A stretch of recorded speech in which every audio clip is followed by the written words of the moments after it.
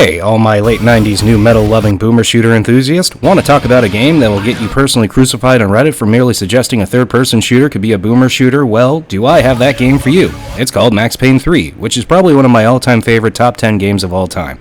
Sure, it's not better than Resident Evil 4, F-Zero GX, Cuphead, Mega Man 4, or even Metal Gear Solid 2, but it's up there for me. Enough so for me to sacrifice my good karma and top 1% contributor status on the subreddit Boomer Shooters page at least. And before you go into this video thinking I'll be breaking down this game's story and how drastically it changed its tone and setting from the first two games, well, that's not what I'm doing here because the story is fine, but not really as important as the gameplay to me, and yes, the same can be said for Max Payne 1 and 2. Now sure, Max Payne, the original released in 2001, showed a story structure based around classic film noir, which wasn't exactly done as well as this game, but it wasn't the first. Just really the one that did it in the most enjoyable, non-text-based kind of way. Let's just pretend story never existed in video games, I guess, prior to 2001, which I'm going to do for this breakdown of the gameplay for Max Payne 3. So, come on in and join me in for some rage and euphoria. Something rotten in the air, the opening level or chapter of Max Payne 3 gives the player so much information in terms of feedback and understanding without barely lifting a finger other than to tell you the left mouse button to shoot or the R trigger. Within a few seconds, not only does the player understand the feel of the game, but for a series that hadn't had a game in 8.5 years to reintroduce them to the universe, even if it's a universe some didn't really care for at the time. Me personally, you could put Max Payne in any illogical situation like a spaceship or Middle Earth, and if the trade-off is gameplay, that not only builds off what Remedy gave us with Max Payne 1 and 2, but completely outclasses it immediately. I think this first shootout at the Bronco Family Hotel let all of us gamers know that whatever the problems some had with how Max's story was being continued at the least, could never complain about the gameplay and the feel of the combat. Now this is also a good time to reinforce the idea that in this video game, if you're coming for a complex breakdown of the story of Max Payne 3, well, my name is Boom Shoot Ken, so don't know why you expected that. I'll say this every time till I'm blue in the face, but I will always value epic and engaging gameplay over an amazing story any day of the week, says the guy whose favorite franchise is the Metal Gear Solid series. What are you... What the... You're a man?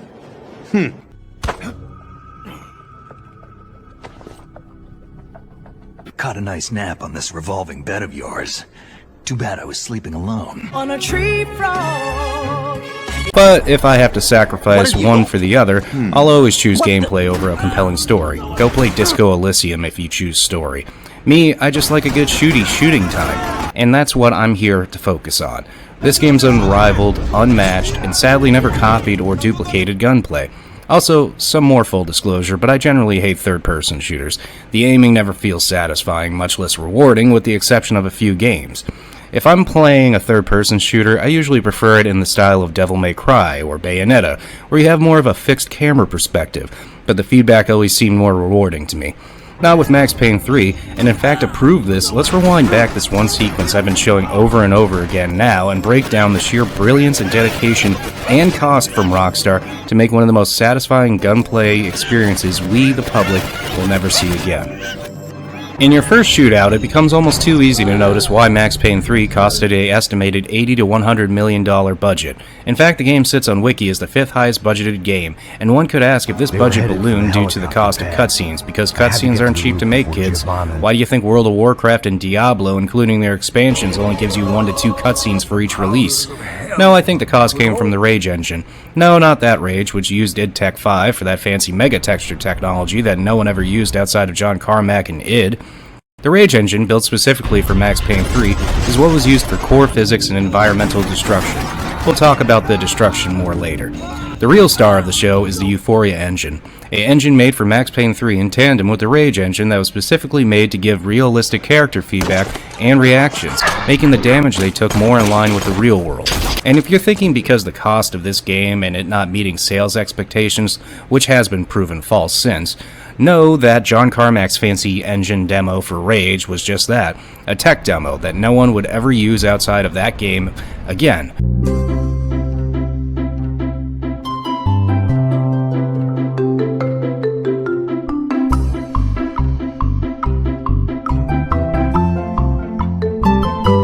while Rockstar took the Rage and Euphoria engine and implemented it into GTA 5 and modified it for Red Dead Redemption 2.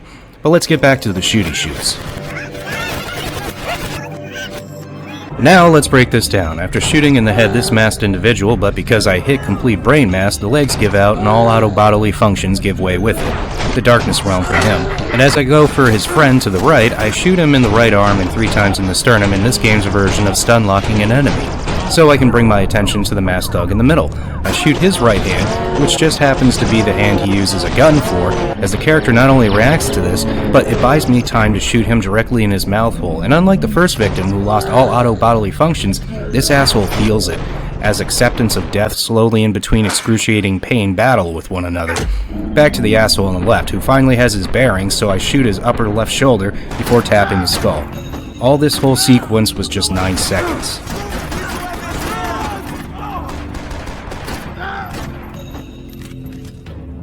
Another thing you learn right away is the cover system. It's wonderful and easy to use. Is it Gears of War? No. But it's also not boring. I take out this masked fellow and make it to my next enemy, and I test out the blind fire, and it's wonderful. One of the many wonderful things about this game, whether on keyboard or mouse, is Max Payne 3 controls in and out of every situation perfectly.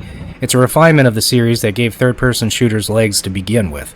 I make my way to this lush patio and enjoy one of the many to come scripted moments that are just complete chef's kiss, 10 out of 10 set-piece slowdown moments.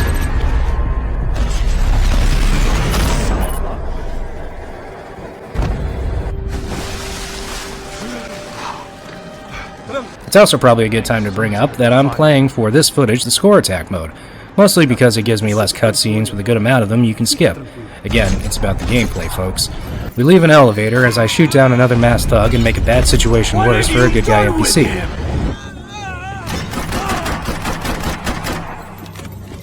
Is it fucked up? Yeah. Do I appreciate the fact I even have the option to be a psychopath? More on that later. In cover, I blind fire around into this masked guy's nuts and look at the reaction he has, screaming in pain. You feel the nut shot, and whether it's adrenaline he got from the loss of nuts from the bullet I shot at them, I finish the job because I believe in mercy. Boom, boom. 3 in the head, you know they're dead. It's a good motto. Next guy behind the pillar, I shoot out both of his knees and spot a new masked individual where I nutted the last one, who I execute with a gut to 2 unnecessary headshots. I wanted to double tap Leg Boy, and holy shit, he's alive, and you get to try the up-close death animations.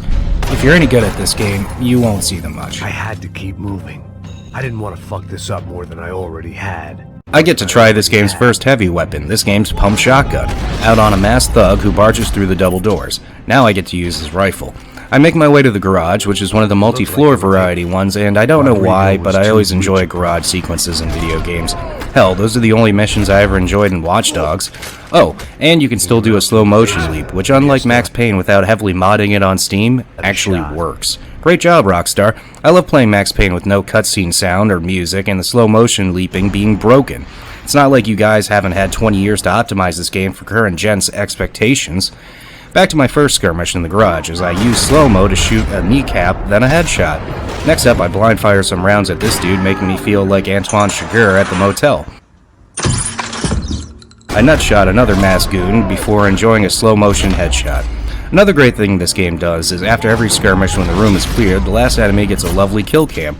It's rewarding, and especially in harder sequences after completing that last kill has you feeling like a god.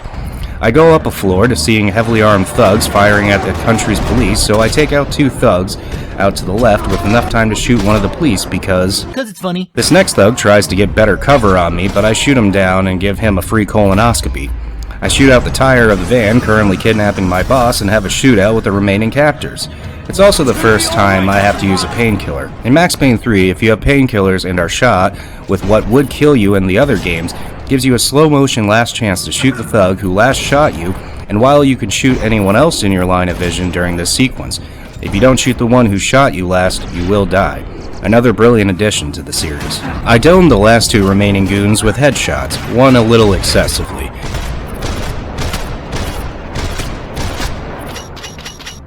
And free my boss from the van, but because he has a bag on his head, he knocks me to the ground in a moment of panic, activating a lovely sequence where from the ground I protect my boss by brain mattering these last 2 goons. And with that ends a perfect reintroduction to the series.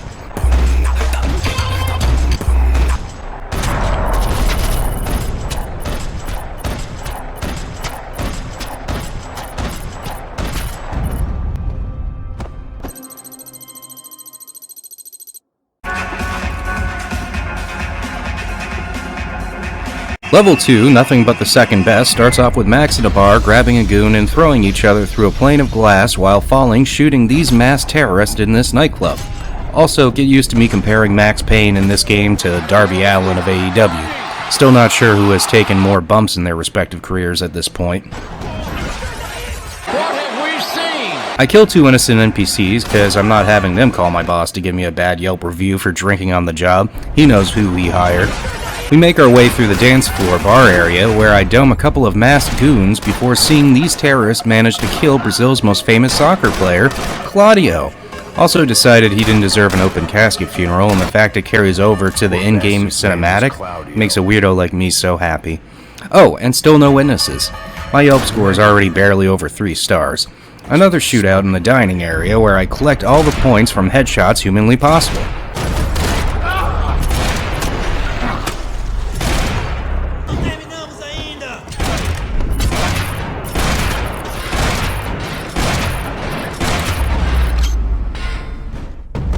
I make my way through the hall and shoot a bartender before the masked terrorist could, most likely confusing him and buying me time to introduce a bullet to his brain. I shoot the terrorist DJ and load some dualsy Uzis on the remaining terrorist in this room, and look at that, I missed some of the hostages.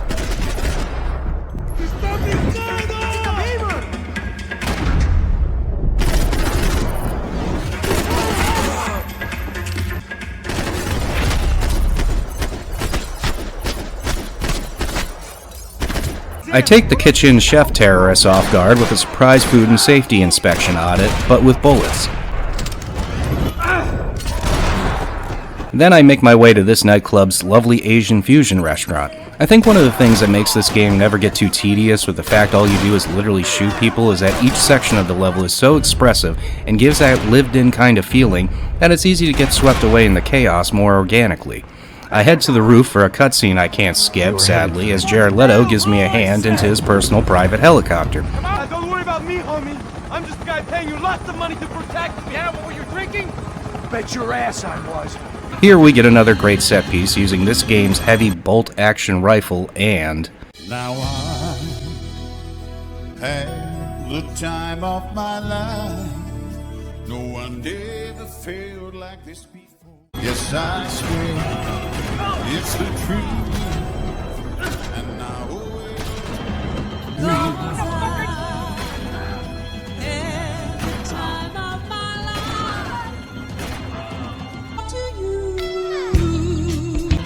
I've been waiting for so long. Now I've finally found someone to stand by me. We saw the writing on the wall, and we felt this magical fantasy. Now with passion in our eyes, there's no way we could disguise it secretly. So we take each other's hand, 'cause we seem to understand the urgency. Just remember, You're the one thing, I can't get enough of. so I tell you something. This could be love, because I had the time of my life. No, I never felt this way before. Yes, I swear it's the truth. After having the time of my life shooting goons with the bolt action, I'm dropped off the helipad as I take out the remaining goons I didn't finish off with the bolt action prior. Which is kinda cool after the set piece to know that I can actually walk around all these environments and shoot the remaining enemies.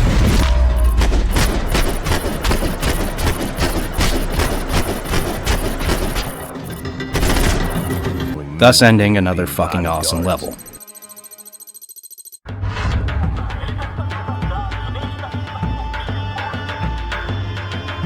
Just another day, the third chapter starts with Max revealing a massive wound on his left arm that's been wrapped up. How did that happen? Again, I'm doing score attack and skipping cutscenes, but I won't pretend like I don't have 76 hours played on Steam alone, but Max got shot by a sniper. There, you happy? We begin with a shootout in the practice area of Brazil's Sao Paulo's Galatian soccer team. Cool. Now clean up this mess before the team comes back from Argentina. We follow Raul Paso to an elevator and take it up a floor where Raul has found a hostage who was most likely getting tortured by the cartel for information. Boring. So I shoot him in the head as masked goons flood the Sao Paulo Galatians media relations room. They all die horribly. I make it to this hallway for probably my best kill cam yet, with the shotgun.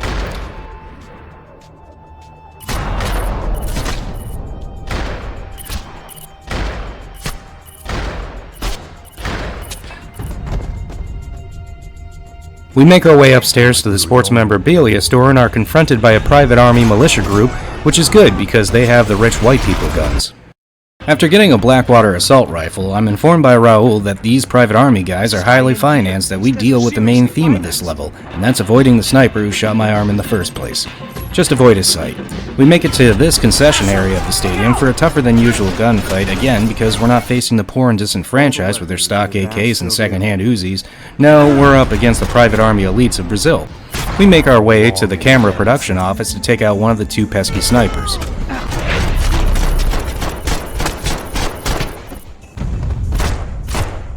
Max makes his way to the stands as Raul provides me with cover fire with the sniper rifle from the sniper I just killed. Look, Raul, you better have my back, cause I would hate for anything bad to ever happen to you.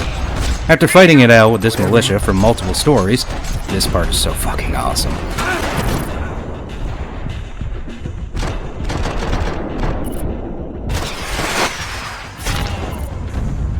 I make it to the stairs that leads me to the history exhibit of the stadium. Again, this is one of my all-time favorite levels from the scale of the level itself. If anything deserved that hard-boiled John Woo comp, it's moments like this. They made a memorial for Claudio. Rest in peace, our fallen angel of the soccer gods. After mourning Claudio, I'm rudely interrupted by another mercenary. Show some fucking class, man. I make my way to the maintenance elevator that leads me to another skirmish with Blackwater military mercenaries in the stands of the stadium while Raul provides me sniper cover. Don't forget, Raul, I'm watching you. I make my way through the utility and lighting section, killing another sniper. From their location, we get to use the sniper rifle, as this time I get to cover Raul. For a on-rails with no rails sniper sequence, it's a nice change of pace, and the kill cam shots are definitely worth it.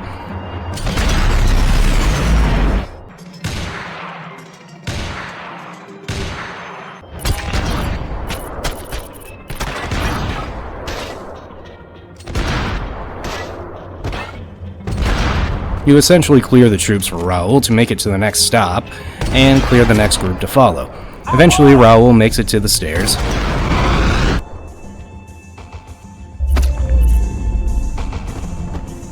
We next get a really long cutscene you can't skip. Awesome. This leads to you separating from Raul, and it's your job to take out the last of the three snipers. After clearing the sniper's goons on the rafters, I kill the ones guarding the ladder that leads me to the scaffolds, where I get to take out the sniper in the most ridiculously coolest way imaginable. I see you! You're right on top of him! Jump the railing! This is a bad idea.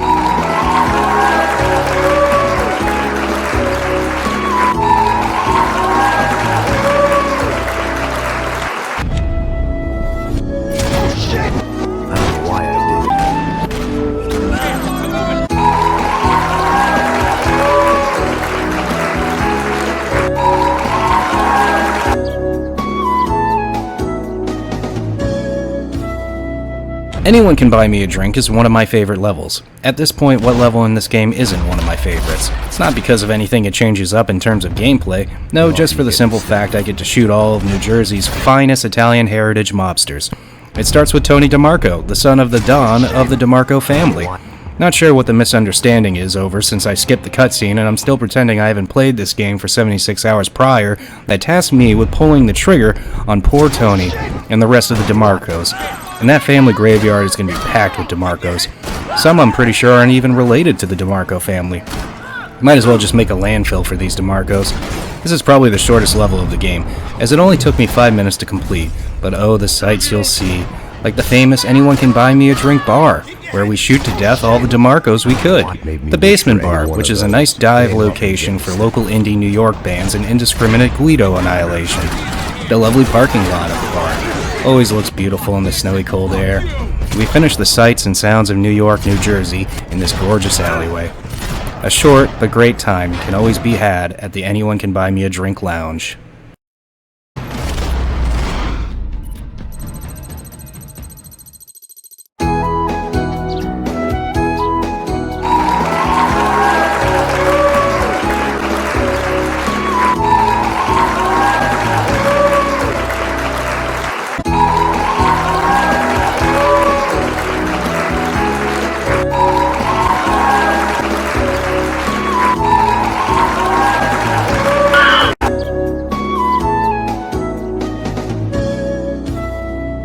We start part 2 of Anyone Can Buy Me a Drink in Max's apartment, as Max is surrounded by snipers on the opposing rooftop. I grab my spare painkillers, and it's off to cover fire with a little slow motion sprinkled on top. If you're not relying on both mechanics during this part, you're gonna die. A lot. I'd show you footage of that, but again, 76 hours in, just so you know. After eliminating the snipers, I make my way down the hallway and meet my neighbor Brewer. Is what I would be saying if I didn't skip the cutscene and wasn't still going kayfabe for pretending I haven't played this game for 76 hours prior, but based on his complex and how he keeps up the place. The apartment made me wish I'd got to know him better. The joys of hygiene! He seems like a chill dude. I go to the roof to have a shootout with some maid guys. They all die, mostly, via headshot or explosion. The first epic sequence of this chapter comes in the way of riding down a loose water silo as you shoot 6 mobsters, and if you miss any of them, you die.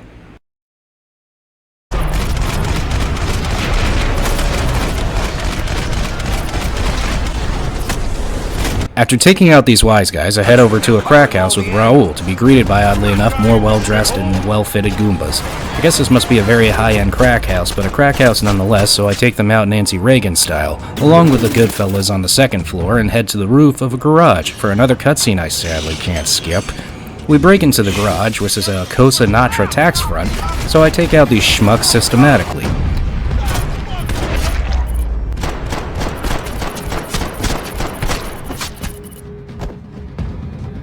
We make our way to a park behind a bunch of apartment complexes for another Donnybrook with headshots, explosions, and some gruesome slow motion kills to end what is probably my favorite level of Max Payne 3.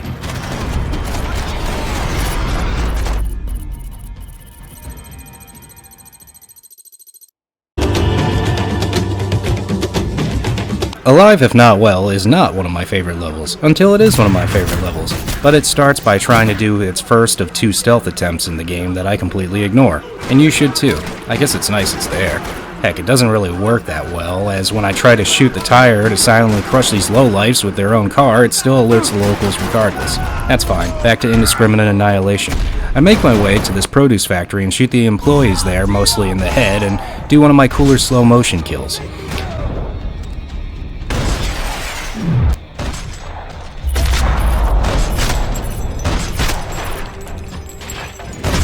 I make my way out of the factory into a shipping container yard, and this is a great section because it feels tight, as in every corner counts, but still on alert for the Teamsters on the high ground. Explosions and death ensue.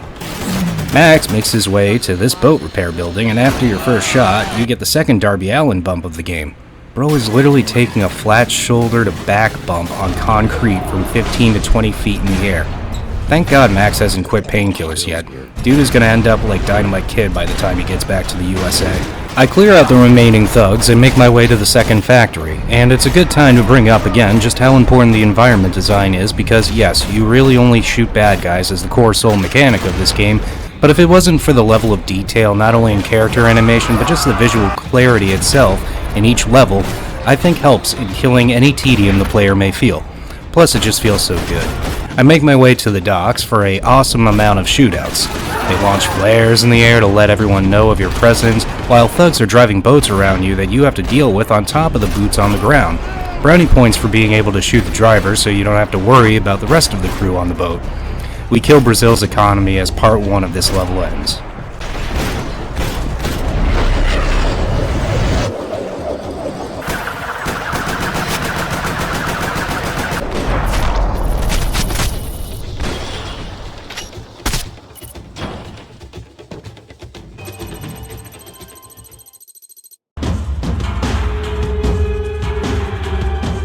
Part 2 of Alive If Not Exactly Well starts on a boat, and stays on that boat, in this game's sole level and score attack dedicated to just being a on-rail sequence.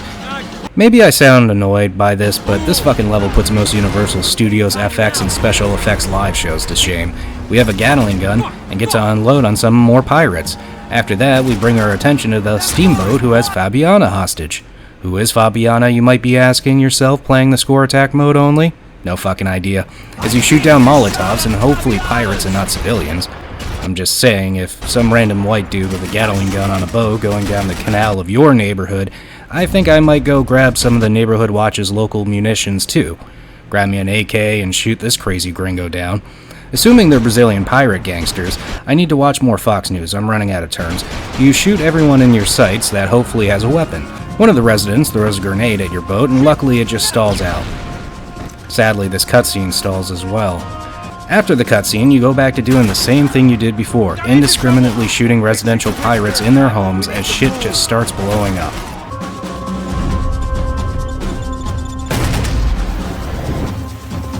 Anytime now! Just We're gonna die in the swamp! We need some more time! After some lovely set-piece explosions that would get Michael Bay to chafe, we shoot down a collection of jeeps driving on the side of the road, and much like the boat drivers of the last level, and this one, you can save some bullets by simply shooting the driver. After finishing the jeeps, we shoot some more boats before making our way under this wooden bridge as we try to save Fabiana. This sets up this chapter's final set-piece, which puts you in a slow-motion moment as Raul rides the boat off a ramp so we can have higher elevation to shoot Fabiana's captors. But be careful with your shot.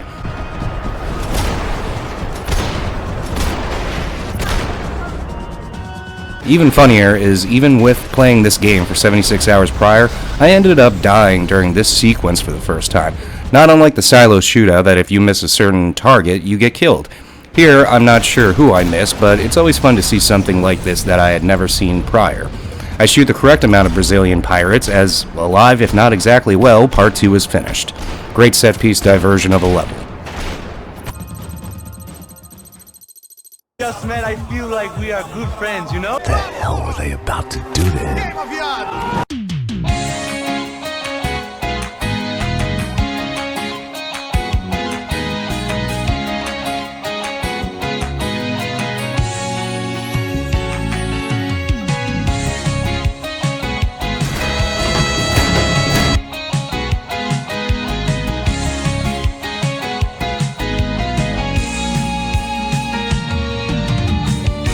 A Dame, a Dork, and a Drunk takes place in the Rhine-Home Industries Brazil building, as Max has to take out more Blackwater thugs trying to take this building over. For why and for who exactly? Not sure, because I'm still playing Score Attack and skipping the cutscenes while kayfabing my 76 hours of time spent with this game.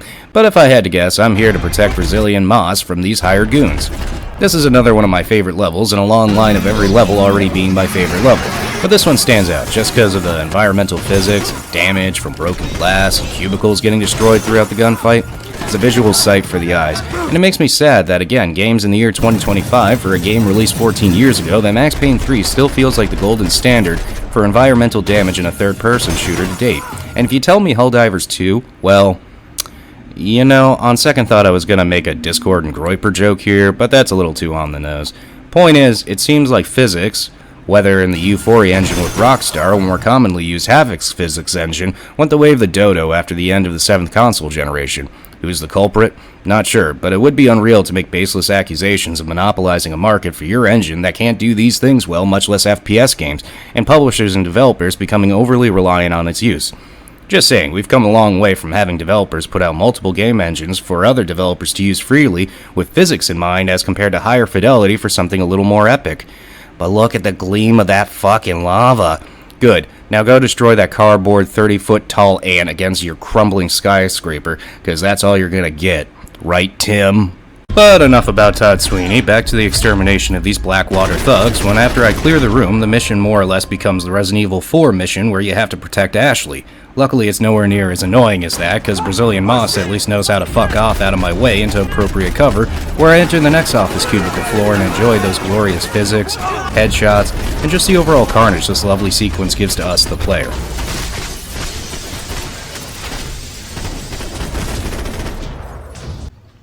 set the building on fire.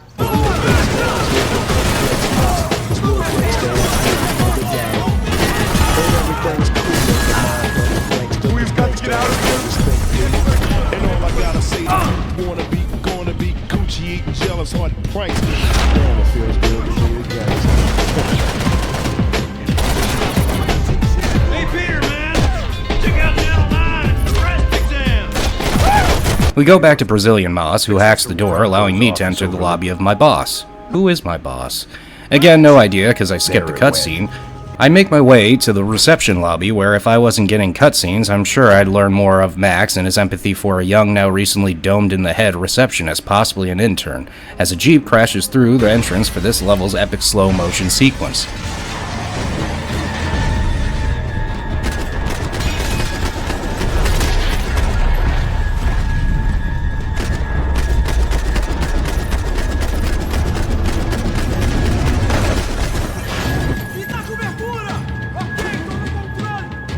After eliminating the remaining black water goons,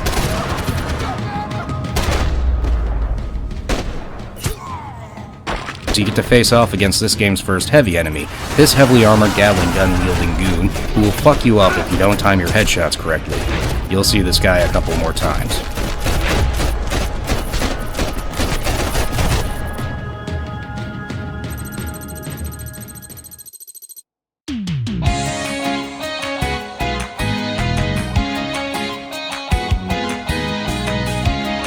Poor girl was dead. Shot through the head. Kid hadn't made it. Fuck.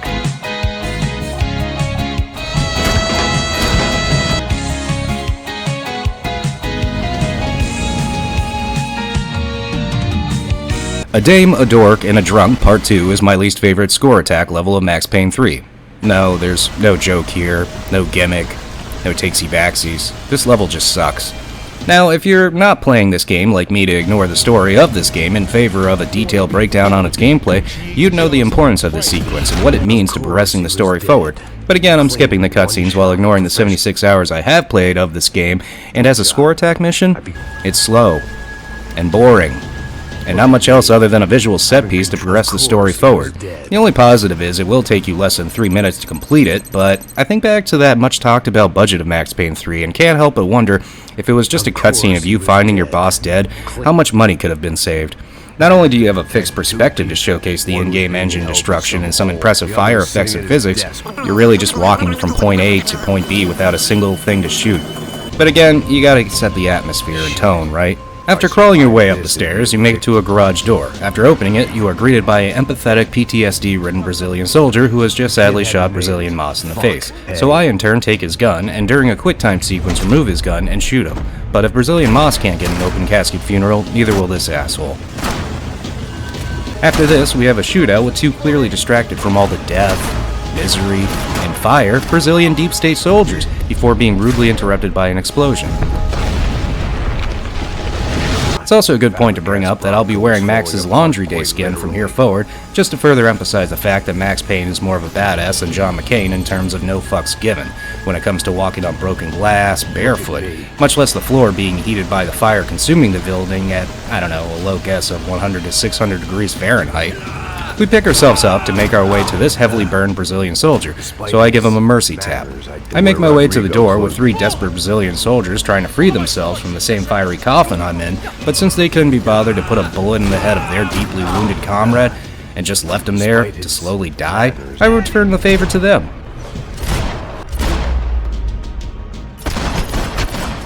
After that, Max casually walks through some more explosions and broken glass, and the level just ends. This level sucks.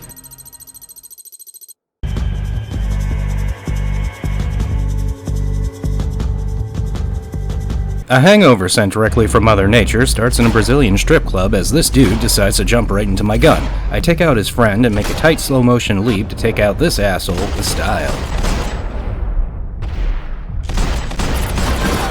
This is one of my favorite levels because it has a lot going for it. After the shootout in the club, I go to the back rooms. When back rooms had the early 2000s definition of what a back room was compared to now, I get some close quarter combat that's fun, and take out a 1% hedge fund Nepo baby.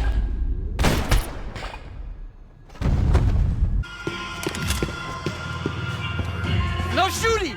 Por favor, amigo! No. You're American? Oh, jeez, buddy. Am I glad to see you? Oh, fuck me. I've been coming to this shithole town for the last 5 years, but it's got the cheapest pussy in the world. You're in a cat house in the slum, pal, doing who knows what. I'm a businessman, bro. And they were fully legal in this country. I think. Don't judge me, all right? Have a nice day.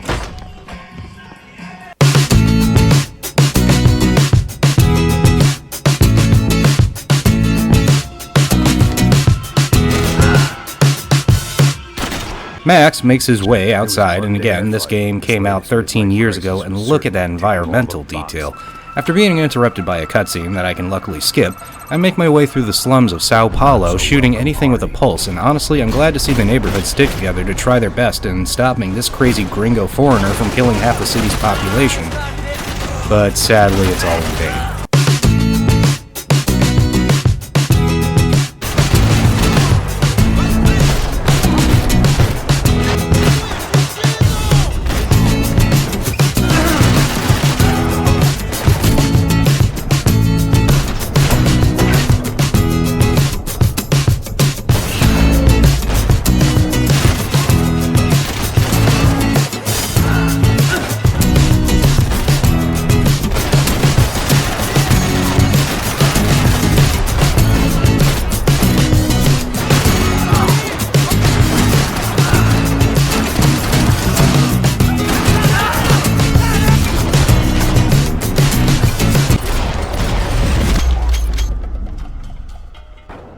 I make my way in a warehouse, which luckily I can skip, to Max holding on to a chain that propels you during another fantastic set piece into the air as you shoot these factory workers as you make it to the 3rd floor to further cripple Brazil's economy.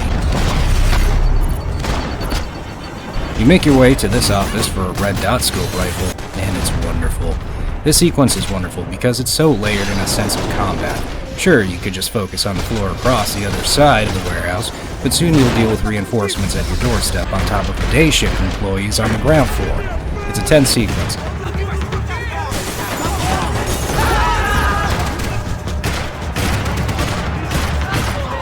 It leads to this warehouse's woodshop station where I shoot the remaining employees.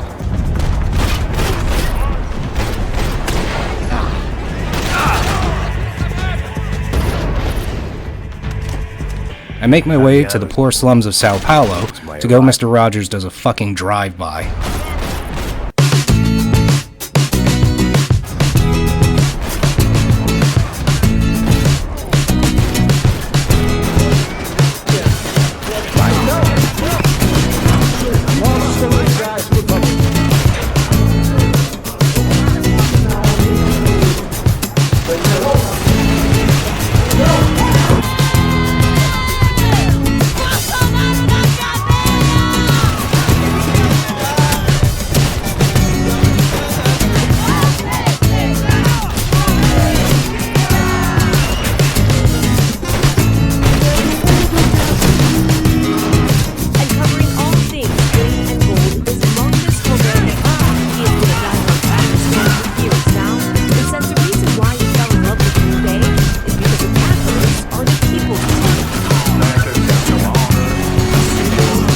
After killing 3/4 of this slum's population in Sao Paulo, I take out the goons around this crack house and eventually make my way through the crack house, which leads me down an alleyway, which leads me to another crack house. After letting the locals of Sao Paulo know that drugs and alcohol and why they're bad, okay?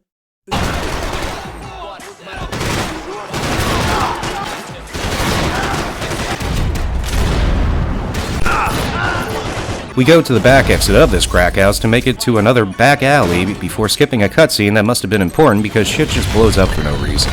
Making my way through another back alley, I shoot the neighborhood watch goon. At least I hope that's who he was. After another skippable cutscene, thank God, we get into another shootout in the neighborhood. This is another multi-level exchange as you have enemies firing guns at you on the ground level while enemies a floor to 2 floors higher than you throw Molotovs your way, which like grenades you can shoot down. After eliminating those goons, I make my way up a floor to dispatch some more goons, which leads me to one complaint I have with this game outside of certain cutscenes you can't skip. But sometimes when you get hit by an enemy and locked into the slow motion last chance sequence, Sometimes the enemy you have to hit is obstructed by view due to things in front of Max's shot, or just the uncomfortable level of contortion Max displays just trying to line it up correctly. Either way, it's one of the few times I died during this run. Luckily in Score Attack, it doesn't respawn you too far back and just takes some score points off your total scores with punishment. I correct past mistakes. Again, and no bullshit, I love this level, just from the sense of scope and enemy scaling from an environmental position, much less deployment. After eliminating 80% of this slump's population, because Max doesn't include women and children, hopefully, we meet a local with a rocket launcher as Max shoots the rocket during the standoff. Completely realistic, and Max could probably death spank John Wick after everything he has shown in this level alone.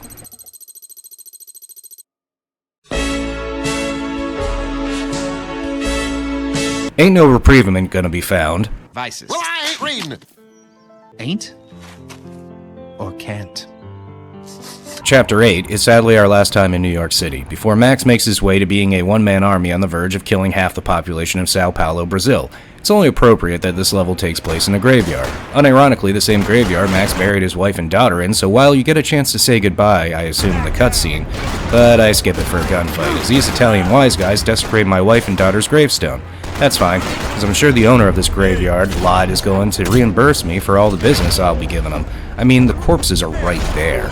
Still, I'm not going to let these veal cutlet discount Goodfellas destroying my wife and daughter's tombstone distract me from the beauty of New York City one last time.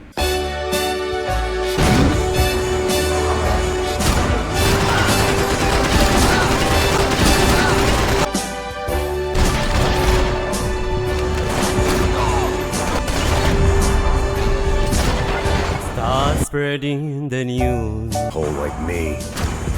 I'm living today. I want to be a part of it. New York, New York. After clearing out the Mafia goons from the first funeral plot, we get a cutscene. I'm actually glad you can't skip in Score Attack because it leads to one of the better slow motion sequences of another goon driving a vehicle at you.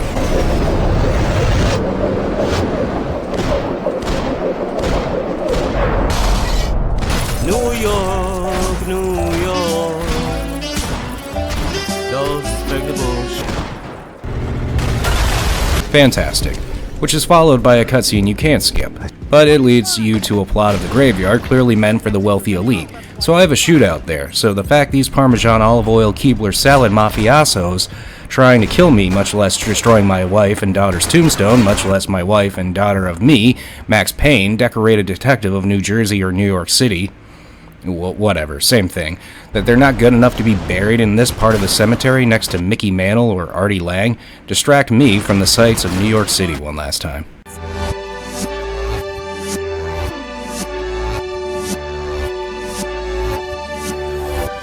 Those spectacles are longing to stray right through the very heart of it. New York, New York. I wanna wake up in a city that doesn't sleep and find I'm king of the hill, top of the heap. No little town blue. Got the energy for an encore? Let's move! After that shootout, me and Raul sneak our way to a gangster gathering as they plot how to kill us in a cutscene I can't skip. Either way, Raul makes a distraction, and as I make a badass slow motion leap doming 4 of these greasy nunzios. Well, 3 I guess, cause this asshole survived the shot like he lived in the Deathclock universe. Damn, he even gets the shot on me. No matter. I eliminate another 4 little Guidos,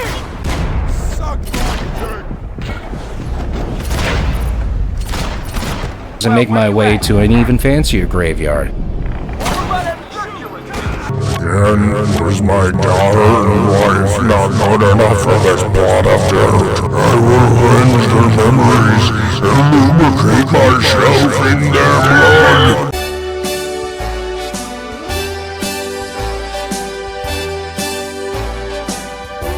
I'm melting away. I make a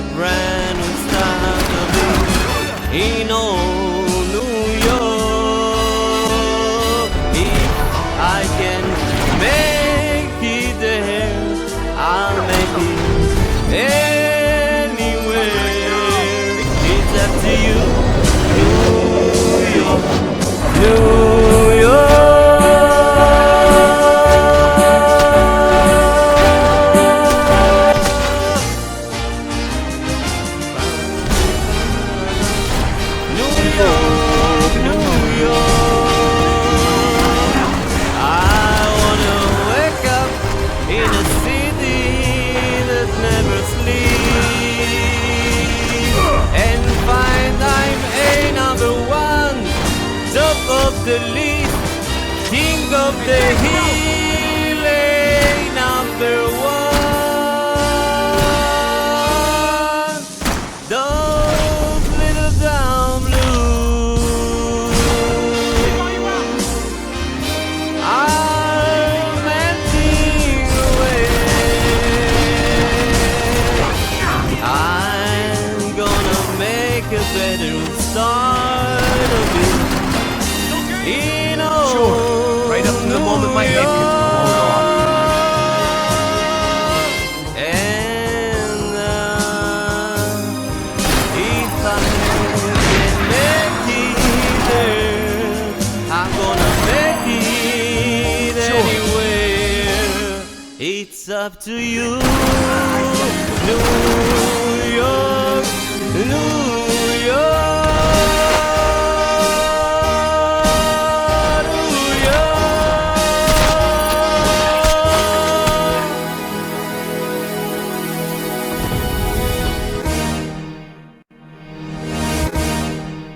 After all the killings, Raoul and Max walk up the stairs, and isn't it awesome that in cutscenes the enemies you killed lie there in the positions you left them in? Why don't video games do this anymore? Yeah. We end up getting caught by a bunch of goons as they bring us to their boss. You killed my fucking son. My boy. Your son? You're gonna have to be more specific, as I've killed more Italian gangsters in one evening than Mussolini did in one lifetime. Oh my god, this must be Don DeMarco. Oh yeah, I shot your son Tony at the Anyone Can Buy Me a Drink bar and lounge. Come to think of it, I'm pretty sure I shot everyone there. Well, I discussed more of the events with the head of the DeMarco crime family syndicate, but I skipped the cutscene, so I'm sure he will find peace in that. You killed my son! Dig! Now!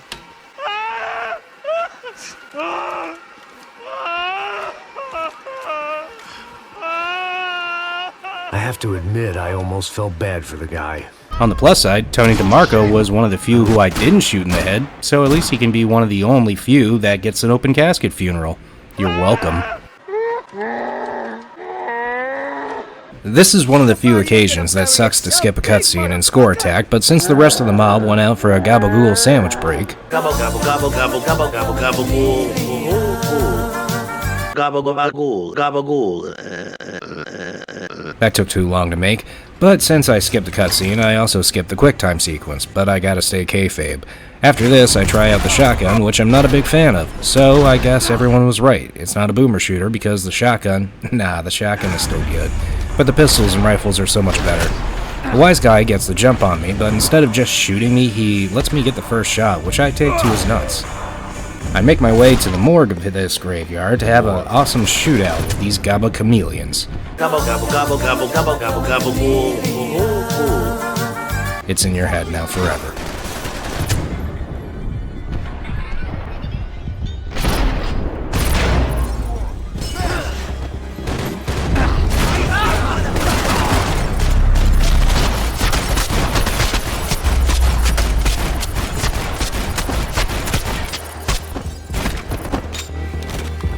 You gonna take that contract on my head, bro? I know you're depressed, but I thought the... Okay, definitely don't do that because it will respawn you pretty far back no matter how funny it is. So I make my way through these wise guys again, which leads to a cutscene, which leads to Raoul and Max making their way through the ceremony room. And for our last hurrah in New York, we get to go holy on these cannolis. Hit it, Johnny. If I can make it there, I'm gonna make it anywhere. It's up to you, New York, New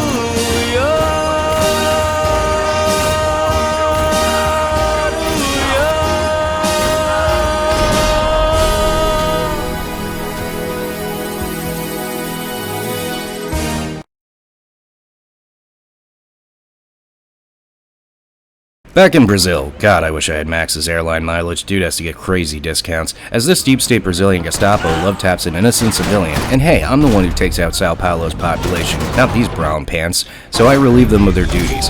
Permanently.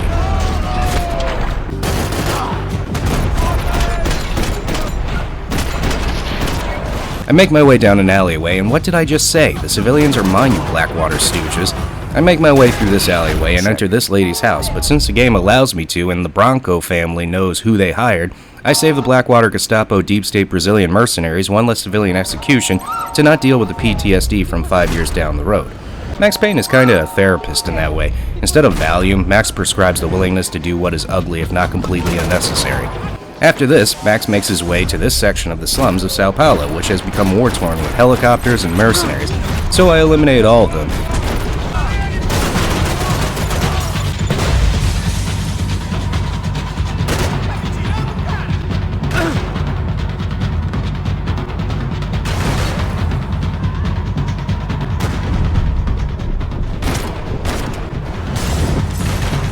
And hey, look at that. A green score after shooting in the head this guy trying to bring his wounded friend to cover. Glad to know empathy is a foreign concept in this game. Max has a standoff with a helicopter while sliding down a roof, and this sure as shit can't be comfortable. After eliminating the gunners, a goon tries to fire off a rocket at me, but due to Max having the power of quick-time slow-down sequences, it gives the Blackwater Deep State Sao Paulo mercenaries mixed results. Well, let's add another to the Max Payne Darby Allin bump counter after Max crashes through a roof and takes a straight shoulder-to-neck back bump. Fantastic. I walk into a tense hostage situation around the corner in this alleyway, so I shoot the hostage, buying me time to take out the mercenaries holding the formerly not deceased hostage.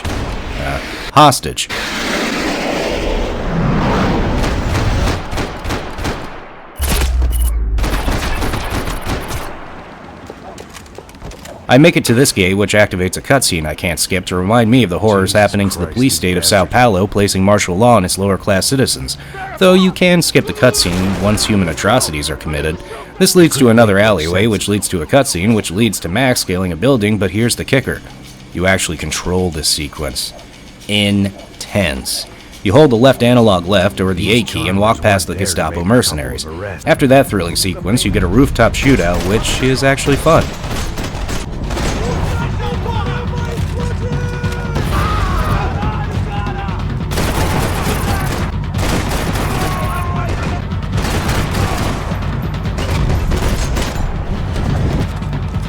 Max makes his way down some stairs for another scaled-out, multi-floored shootout with some more mercenaries.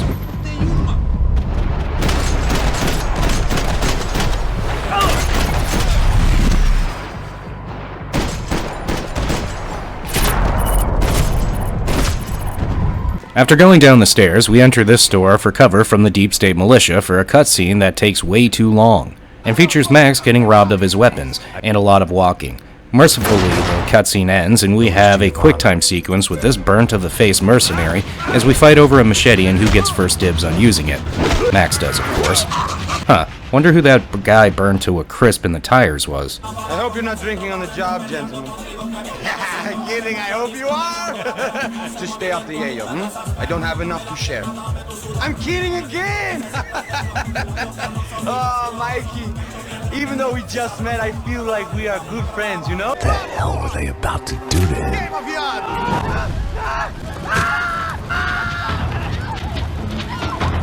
This level is my second least favorite level in this game, Score Attack.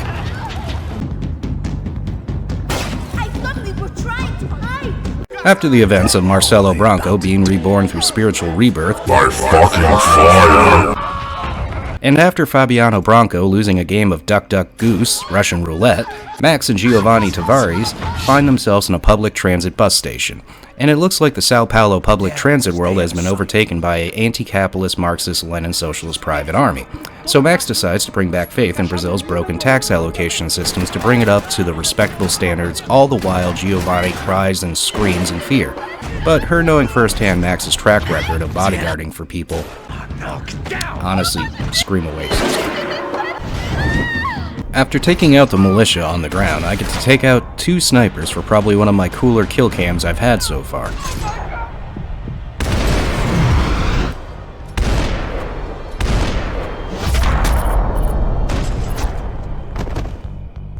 After this exchange, we get a cutscene I can luckily enough skip, as it leads us to the bus depot fueling station where, and credit to Giovanni, she knows how to fuck off into cover, so you never have to worry about her getting killed.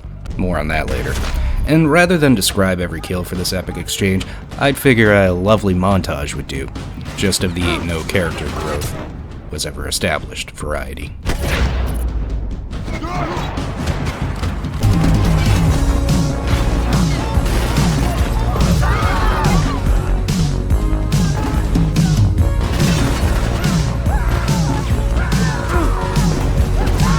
Secret to punch. Whole body. Asmo. Yut. Asmo. Yut. Asmo. Asmo. Asmo. Asmo. Asmo. Asmo. Yut. Yut. Yut. Made our arrival more obvious. We had to hide someplace out of the open. After clearing everyone out, you go get Giovanna from the dumpster she was hiding behind to go inside the bus station bus repair and maintenance garage. This is where we get a 1 minute and 30-second long cutscene you can't skip, but does provide some interesting information that you wouldn't have learned if you played the game like I am and skipping all the cutscenes humanly possible in Score Attack. Well, Giovanna is pregnant with Passos being the baby daddy. A barely recovering alcoholic and an unarmed pregnant woman. We were hardly a SEAL team. I put our life expectancy at 5 minutes. Cool, but considering how bleak and dark the Max Payne universe already is, not even to mention where it fucking began. Let's hope they don't pull a mother on us. Can you hear that? After the annoyingly long cutscene finishes, we get a lovely set-piece moment where Max jumps onto a hook lift as you hang on, shooting the enemies in front of you one by one.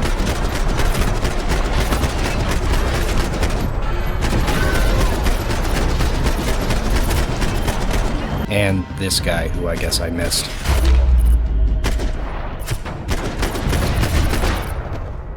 We get another cutscene that luckily this time I can skip for another montage-worthy shootout in the garage.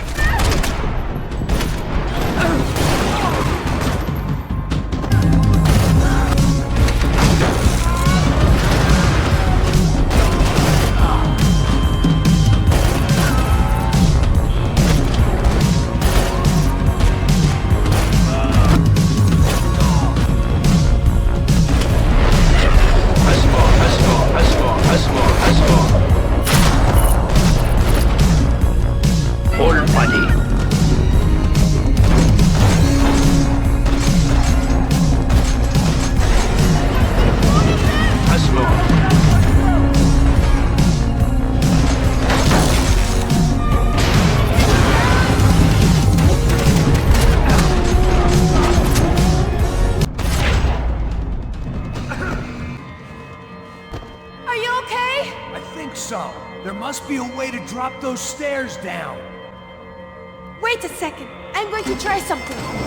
After Giovanna successfully pushes a button to lower the stairs, Max has another quick shootout with the remaining bus drivers. I also take another moment to do a Darby Allin off this flight of stairs.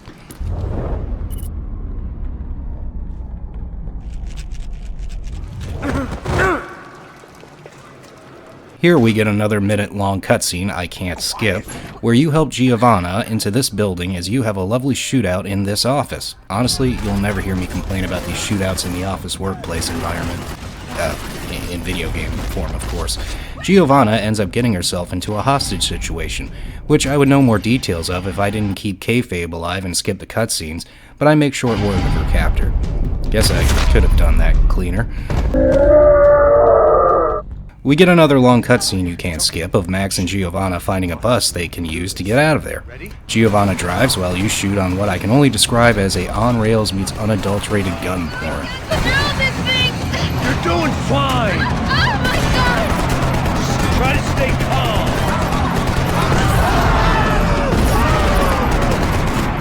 I mean, it's fun, but I prefer moving while shooting. After shooting enough of Brazil's population, another bus hits yours, causing Giovanna to crash the bus into this apartment complex. Keep in mind, Giovanna is still very, very pregnant. Eventually, you wake up from the crash as you have an explosive standoff with Brazil's counterterrorism units.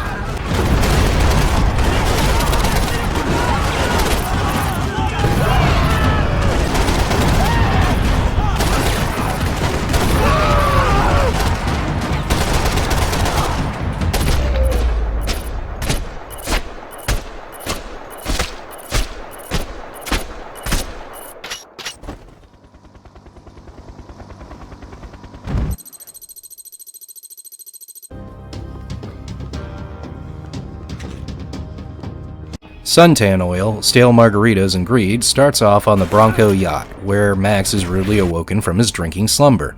Whose yacht exactly? I mean, hopefully one of the dead Broncos I was supposed to protect. Might as well include Max in the will for the yacht unless Victor Bronco is its owner. More on that later. Also, I chose Max's laundry day outfit, and no, sadly, Max's old man balls never slipped through during my playthrough. What does take place is a great shootout in the yacht's kitchen.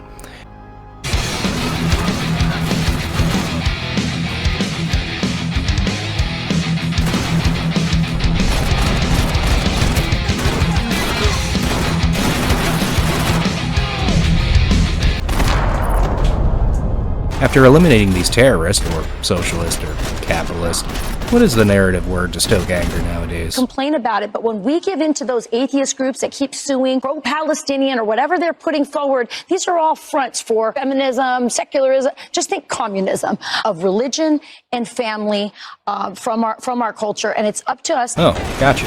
I make my way to the boiler room for probably the longest and most boring segment of this level, where we, as Max, must turn off the fuel pump so the boat doesn't blow itself up any further.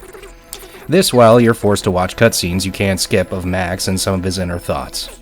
I could breathe again. Now the boat could get back to smelling like suntan oil, stale margaritas, and greed.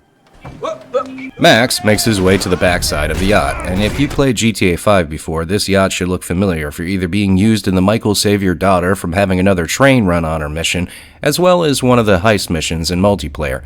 And with Remedy supposedly remaking Max Payne along with Rockstar to bring the original developer daddy home, it's nice to see this part of the game forever memorialized in GTA. That, or they figured why not use some assets and save some money from their extremely most high-budgeted game at the time, before GTA 6 releases and decides the future impact of our economy more than the strength of the American dollar or the Strait of Hormuz can. This sequence is multi-layered, and fun is fun. Glass getting destroyed, and just a great general sense of chaos and despair.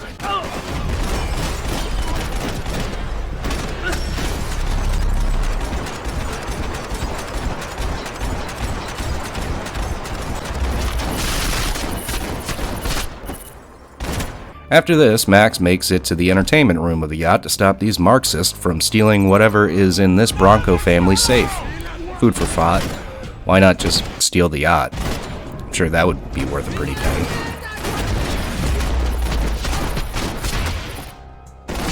After this, Max makes his way through the guest chambers for another great shootout where enemies are hiding in the guest room bathrooms and under beds for what would be a nice surprise if I hadn't already played this game for 70-something hours prior. Max makes his way to the backside docking area of the yacht for another tense shootout where socialists are climbing their way onto the boat, as well as the socialists on the backside main deck. After eliminating the social progress for undervalued sections of poor third world countrymen,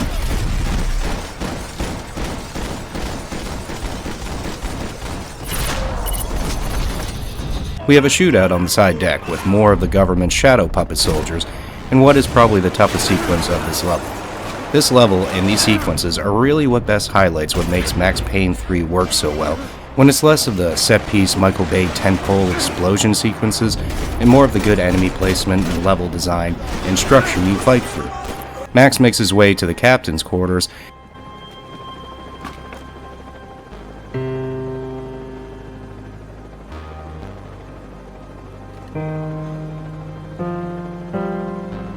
and the band played on.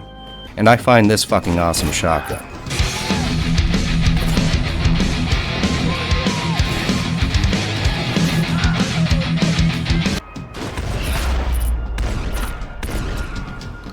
After this, we get a cutscene with Max that luckily I can skip as I am magically teleported off the yacht and onto the docking area for a shootout against some more socialists as we try to take out the socialist snipers on the clock tower.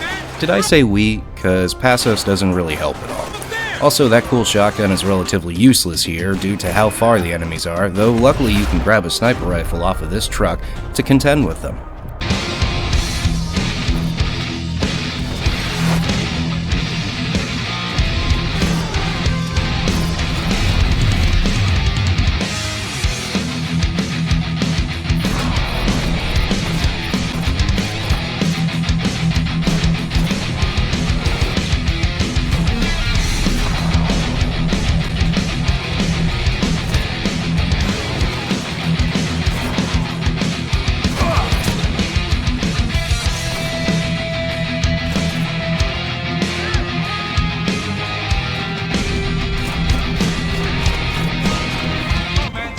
After this, we make our way to the top of the clock tower to eliminate the last of the snipers. We get a cutscene of Max wanting to take part in Family Day Let's Fix the Marriage ziplining, with a unwilling socialist terrorist as you zipline down shooting more of the socialist Marxist Lenin terrorist.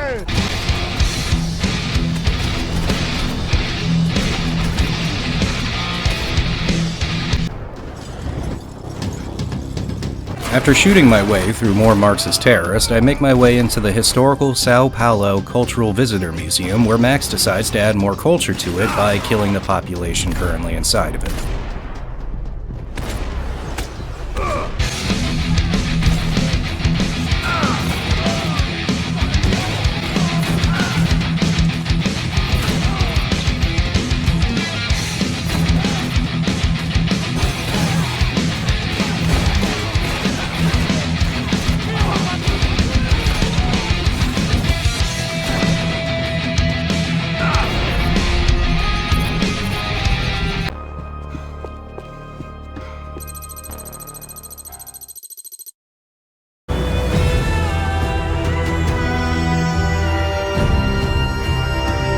The great American savior to the poor is next in Max's quest of going full Thanos and wiping out half of Sao Paulo, Brazil's population. Starts with a cutscene that explains lots of story beat elements and character development, most notably for undercover detective for police and political corruption, Wilson Da Silva, who asks you to go to the nicest hotel next to the nicest hotel in Eli Roth's hostel, and how the hotel is more or less Soylent Greening the local population.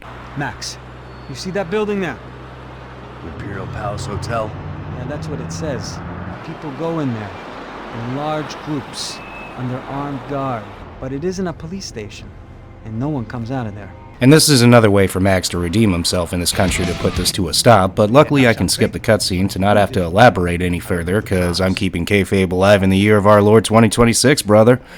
We start with what I can only assume was meant to be a stealth sequence with Max using a plastic bottle as a silencer. It doesn't work. And though I alerted the Socialist Private Army with my makeshift silenced pistol, I do find a unnecessarily overkill placed grenade launcher in the Grand Sao Paulo Emporium of Sadness Hotel.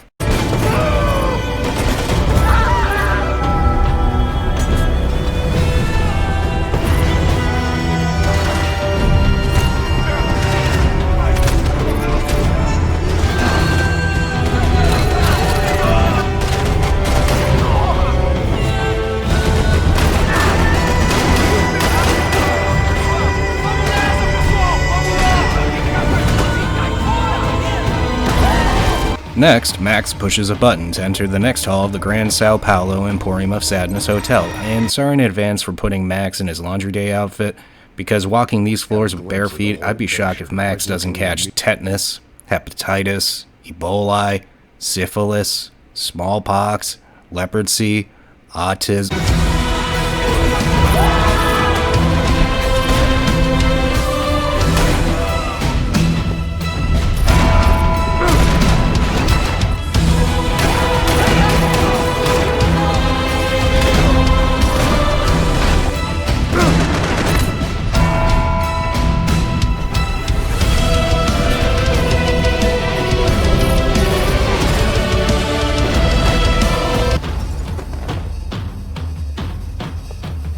Next, Max makes his way to this room as we get another cutscene I can't skip. Here we see Max collecting evidence as he bumps into the Grand Sao Paulo Emporium of Sadness Hotel's immaculate concierge, Serrano. He looks like he's seen better days since last playing Duck Duck Goose with a loaded gun. Max makes his way up a collapsed elevator shaft to the Grand Sao Paulo Emporium of Sadness Hotel's recreation areas, including this above-ground pool, which has no water, a tennis court, and a basketball court for the younger ones to play in. A 5-star bistro bar and grill featuring Brazil's best smash burgers one can find in Sao Paulo. Hey, and look at that, near the games room. It's a piano.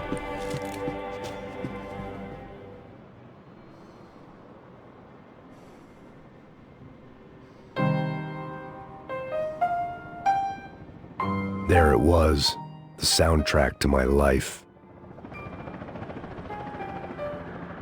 And, for a few seconds, came harmony.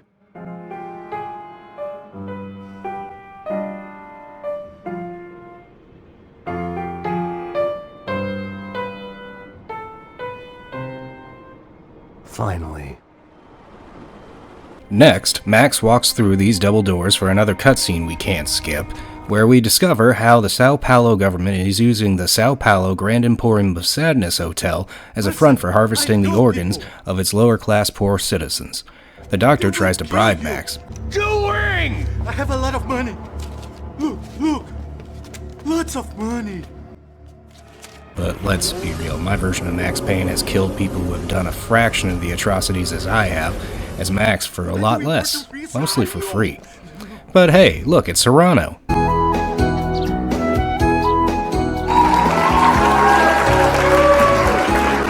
Here to, I guess, redeem himself for delivering the humans in the to-be-trafficked organs variety, so Serrano takes a scalpel to him, but just to be clear, whether in-game or I even think narratively, Max would have at least shot the guy in the dick, but considering what happens to the Grand Sao Paulo Emporium of Sadness Hotel, more on that later.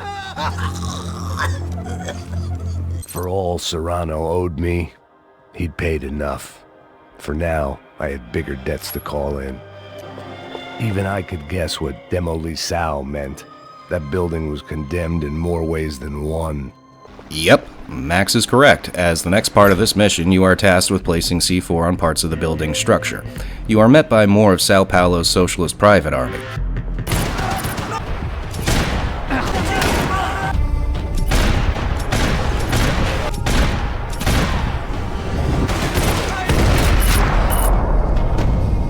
After clearing out the army, you ascend to the next floor, but first have to battle snipers on the opposing side of the building in a brilliant sniper shootout. It's not done a lot in this game, but these sniper standoffs are 10 out of 10 sequences, and are spaced out perfectly to change up the pace. Max makes his way to the next floor to add more C4 as you take out more of the Sao Paulo private army. After this exchange, you get a cutscene of Max making his way to the rooftop, which has all those meme-worthy quotes, such as, My problem? My problem? Wanna know what my problem is? You're turning humans into glue! That's what my fucking problem is! I don't know what you're talking about, American. All I know is what I hear about you. You bodyguard for the Brancos. They are all dead. You help the poor.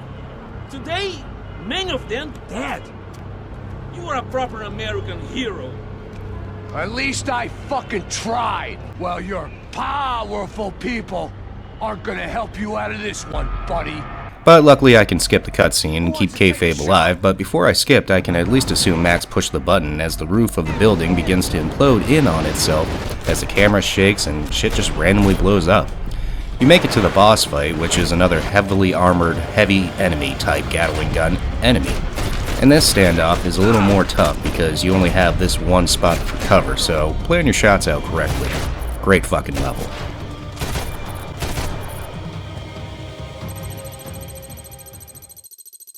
I'd killed more cops than cholesterol. A fat bald dude with a bad temper, which yes is very correct. Chapter 16 starts with you in the Sao Paulo police station, for some reason. Not sure how we got here after the Grand Sao Paulo Emporium of Sadness Hotel, since I'm playing Score Attack and keeping kayfabe alive in the year 2026 of our Lord. But Max now has to shoot his way through the police station. First destroy the infrastructure of the high-class elite before going through the publicly funded police that, yes, has been taken over by the 1% financing and influence over the Sao Paulo police, which makes them more of a police state like private militia. What do you think tap water is? It's a gay bomb, baby. Max makes his way to the Sao Paulo holding cells, which honestly as an American gives me a great sense of pride knowing that the Sao Paulo prison and jail systems makes the American one known for privatization of for human profit of human flesh for you and me to live in. For what I assume is in another list of tax write-offs I'm sure none of us agree with. Max takes out the Dark State private police state private militia and some of the Sao Paulo prisoners because it's funny. Max makes his way through another cutscene that I can skip for a shootout in the Sao Paulo police weapons holding station. And I know I'm a broken record of every level being my favorite level, but it's not how much you have to interact with the environment as much as it's everything that happens to the environment around you, the level of detail to make each area truly feel lifted. This on top of the fact you're in the weapons storage area that this level gives you all the best guns to take out the privately funded Sao Paulo's most finest corrupt police. The enemy placement, everything is just peak chef's kiss, 10 out of 10 shootout sequences. Max pushes a button and makes his way to the parking lot where he is meted by an armored truck.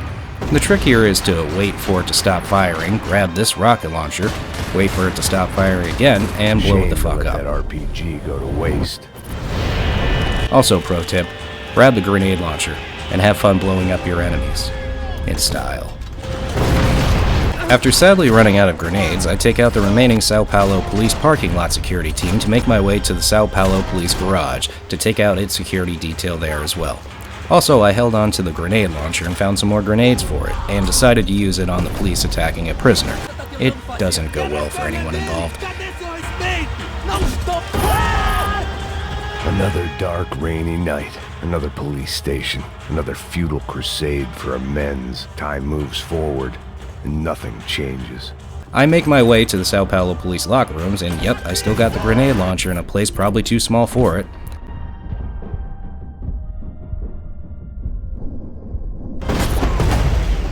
Max eliminates the remaining Sao Paulo police in the changing rooms, which brings Max to a shootout in the crime scene analysis station, and yep, still have grenades for an office too small for them.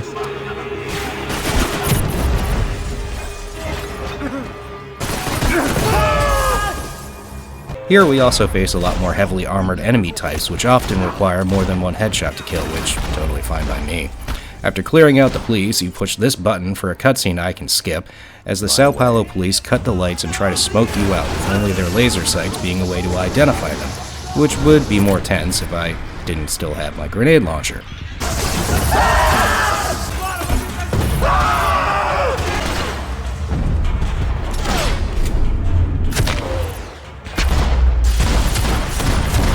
Max makes his way to an elevator, which leads him to the Sao Paulo police reception area for the public, as we murder anyone in our vicinity.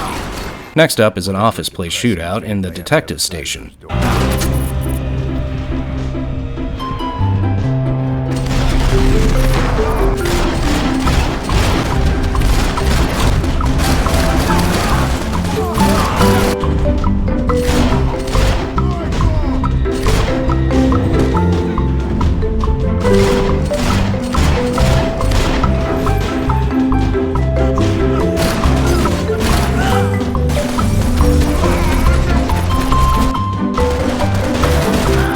All of this before you have a battle with another heavily armored mini-boss Gatling gun enthusiast. Always the same shit. I'd killed more cops than cholesterol. The next skirmish is in the Sao Paulo evidence room, which is a great shootout because it's easier to identify your enemies using flashlights in a semi-low-lit office, so genius strategy there. After surviving the fight, you go to a weapons locker room with the dealer's choice of this game's most reliable and fun weapons for your choice for total annihilation. You make your way to this door, which leads to a cutscene of you getting tear-gassed in a staircase. Find this vent shaft and shoot off the cage, as it leads you to a skippable cutscene that leads to Max falling through the ventilation ducts for this cool little slow-motion shootout sequence. Next up is the forensics lab, which features militia flying through the windows and gassing the place up again, so I can play some more laser tag, but with bullets.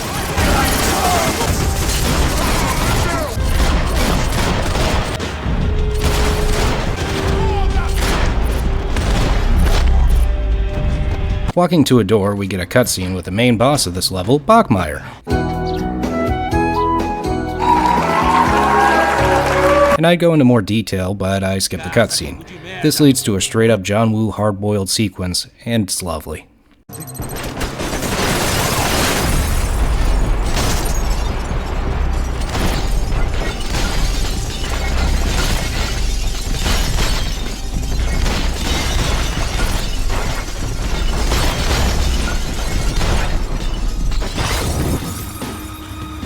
After eliminating the ones I didn't get during that badass sequence, next we make it to another gun storage locker for another shootout so I can lay claim to whichever murder tool I desire.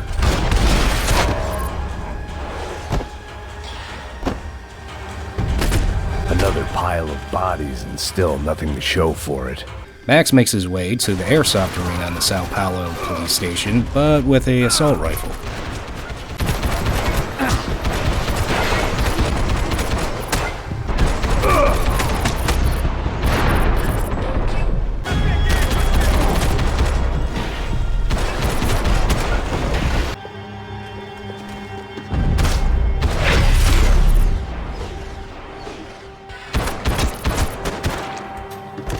After this is the firing range for another awesome shootout, and these two sequences back to back are just fucking awesome.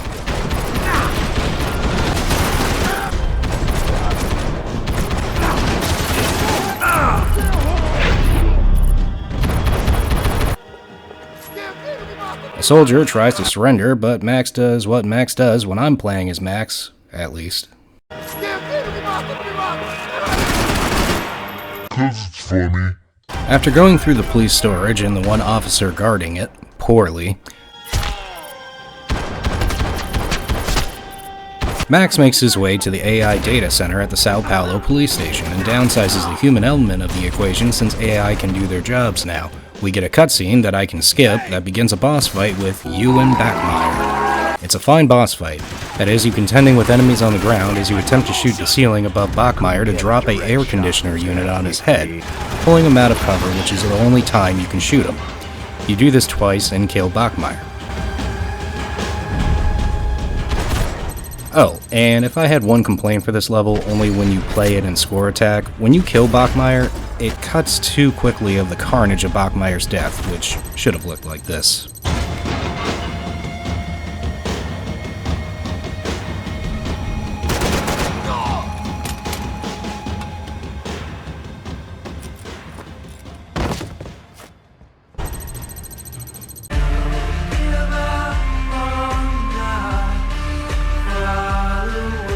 One card left to play, the last time we ever got to play or see Max Payne in a video game, unless you count Alan Wake 2. I was dead tired. I just wanted it to be over. So true. Would have started off with Max exposing how bad Sao Paulo, Brazil's TSA and Homeland Security are at stopping random bald, heavily armed gringos wanted by every form of law enforcement by the city of Sao Paulo really is at doing their jobs. But I skipped the cutscene to keep the floating corpse of kayfabe alive. We start on a cargo rail as we make our way to heavy fire from every form of law enforcement this city has left.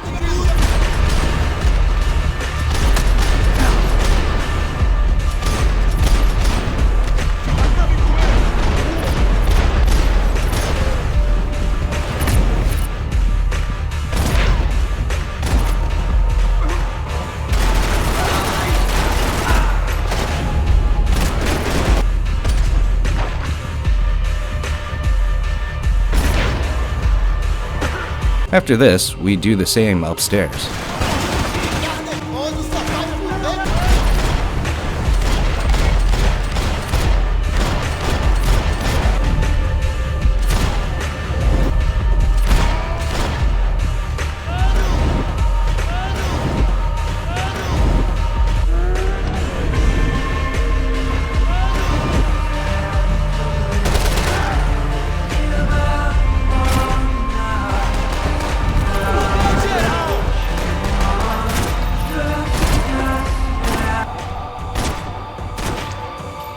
After raiding the bathrooms for pills, I get a cutscene that shows Max looking out to the main lobby and security closing down the airport for yours truly.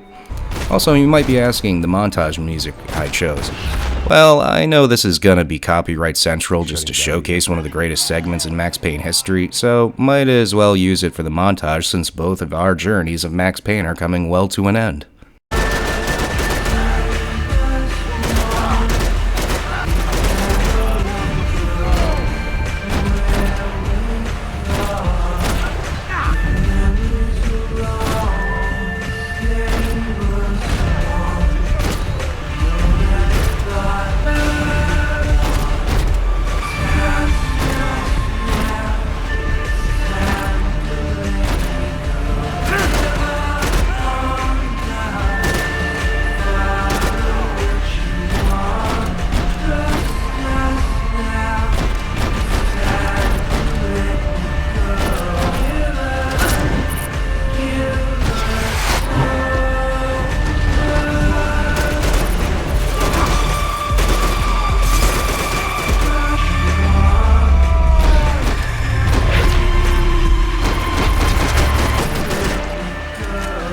Next, I decide to do another Darby Allin off the second floor.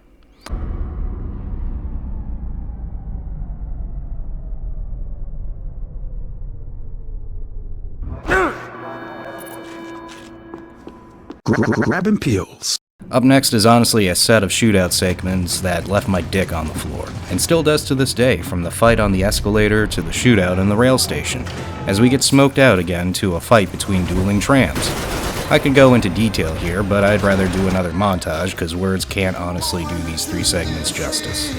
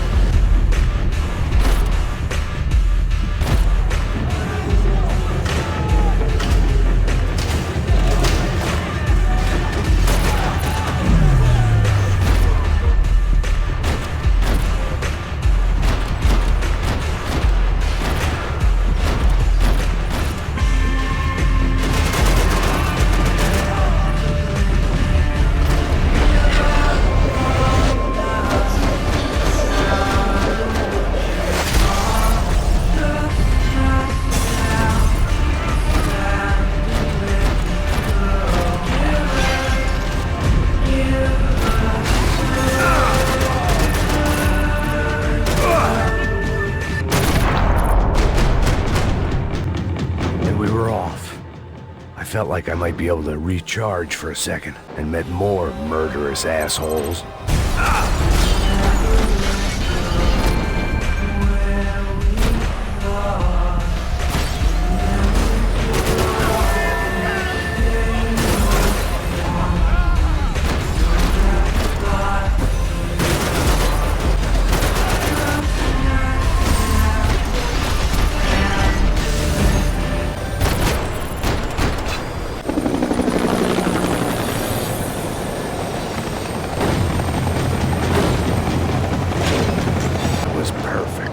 Everyone wanted a ticket for the Max Payne Express.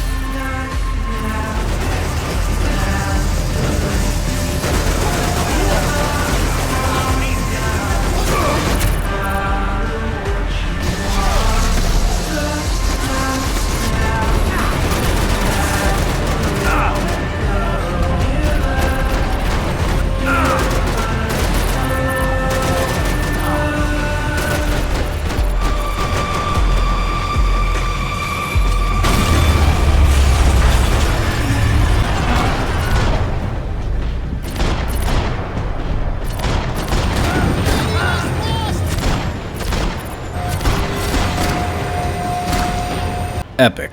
Just epic. And after all that, our tram makes it to its destination for a really, really long cutscene I can't skip, so I guess I might as well take in all the inner monologue Max wants to give before our final fight with Armando Decker, the leader of the UDFE. Sticking with De Silva and going straight to the hangar. But when was I ever about smart moves? I'm a dumb move guy. Hey Max, we'll drive onto the runway. No thanks. Let me walk in the main entrance. That's my style, and it's too late in the day to hope for change. Boy, were they throwing numbers at this problem. But then, I'd chosen to be here. I wanted this. Was it redemption? Not really. It was pathetic desperation, and not much else. The mission was screaming suicide, but I didn't give a damn. At least I'd die being a pain in the ass. There the bastards were, sneaking off in their rich kid's toy. I ain't got nowhere else to go, Becker! Mr. Payne, I believe you had something to say to me! After the really long cutscene, I'm finally able to skip the cutscene as soon as Armando Decker can get more than 6 words in. Mr. Payne, I believe you had something to say to me! Which is good, because he might want to save his strength while he can. More on that later. I was pretty sure you didn't call me up here to shoot the shit. Here we get what I like to call the last boss fight of this game, and it's a doozy. You have minimal coverage behind cargo storage containers as UDFE goons come in from every corner and vehicle by large numbers. All of this while Becker fires grenades at you. This is a tough fight, but feels earned after you eliminate all the UDFE, just leaving you and Becker, and it doesn't end well for him.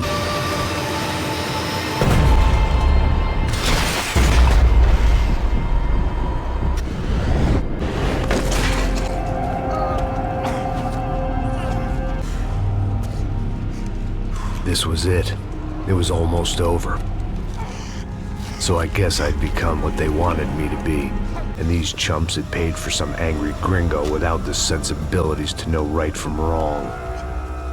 Here I was, about to execute this poor bastard like some dime store angel of death, and I realized they were correct. After murdering Becker, between the fine line of mercy and who honestly cares, I told you assholes to watch out for Iran, and you didn't listen to me. It's not important. I skipped the cutscene to be magically teleported to Serrano's car, as we get another set-piece Michael Bay segment, which just barely feels tonally at odds with the world of Max Payne as we chase after Victor Bronco in his private jet.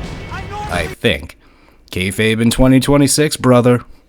Here we blow up everything in our sight with a grenade launcher as we try to blow out one of the engines of Victor Bronco's private plane. Once this is accomplished in Score Attack, it's just straight to the scorecard.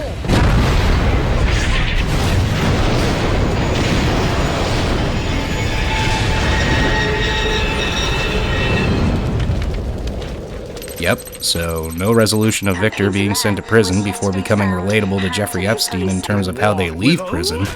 No Max walks off into the sunset. It just ends. But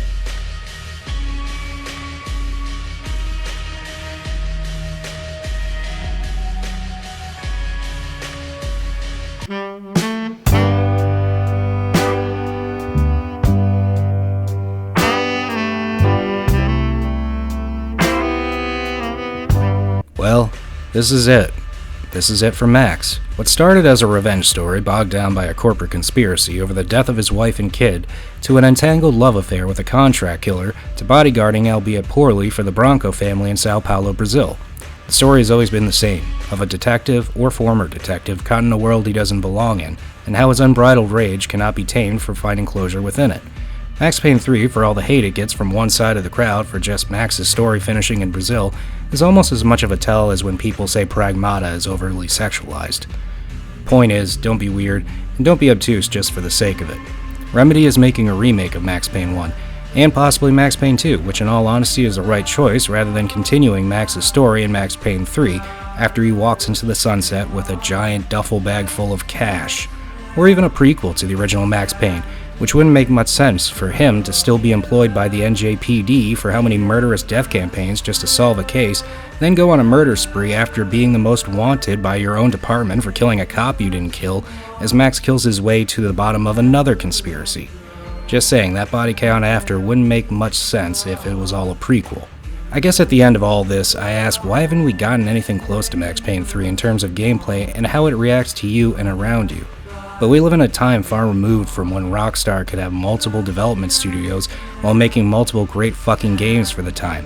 That time primarily being the PS2 era. Now all of those studios have either been Activision approach tasked with absolving into the team that makes GTA 5 Online, Red Dead Redemption 2, even if now all those Cronenberg overspliced developers have been merged into getting GTA 6 out before insert your favorite "this game came out before GTA 6" joke. Huh, what restraint, I didn't show a GTA 6. Grandpa? Yes. Could you tell me about GTA 6?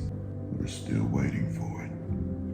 I guess all I'm asking for is a remaster of Max Payne 3. That would be nice when you finally close down GTA 5, give those people something to do. No! Well, now I need a new game. I can break down its gameplay while skipping cutscenes to see what the story of the gameplay can tell me. Huh. See, nothing controversial there.